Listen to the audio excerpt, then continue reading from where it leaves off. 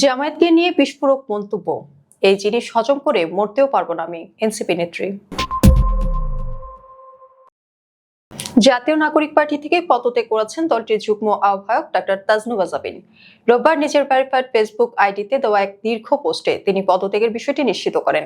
এ সময় তাজনুবা জাবিন বলেন, নিজেরও ভালো লাগছে না এভাবে ছেড়ে যেতে, কিন্তু যারা এই দেশ এই সংসদই চায় নাই, তাদের সমঝোতায় একদম শুরুতেই এমপি হতে চাওয়া বা যারা এদের কল্যাণে এমপি হওয়ার জন্য হাবাইত্যার মতো করছে, তাদের নেতৃত্ব মানা আমার পক্ষে ঠিক গণঅভ্যুত্থানের পরের বছর অসম্ভব। জামায়াতকে ইঙ্গিত করে তাজনুবা বলেন, এই জিনিস হজম করে মরতেও পারবো না আমি।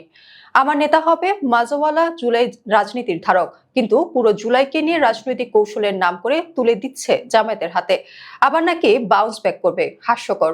বিএনপি এই জামায়াতের সঙ্গে জোট করে 17 বছর ক্ষমতা থেকে দূরে ছিল, আর বিএনপি অধীনে জামায়াতের সঙ্গে জোট হয়েছিল, জামায়াতের অধীনে না।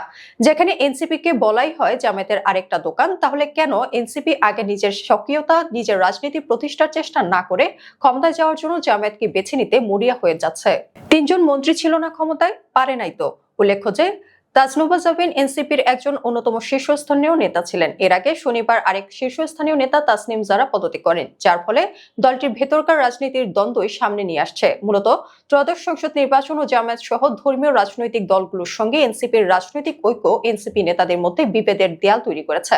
এদিকে জামায়াতে ইসলামের সঙ্গে নির্বাচনে জোট কিংবা আসন সমঝোতা নিয়ে স্পষ্ট আপত্তি জানিয়েছেন জাতীয় নাগরিক পার্টির জ্যেষ্ঠ যুগ্ম আহ্বায়ক সামান্তা শারমিন।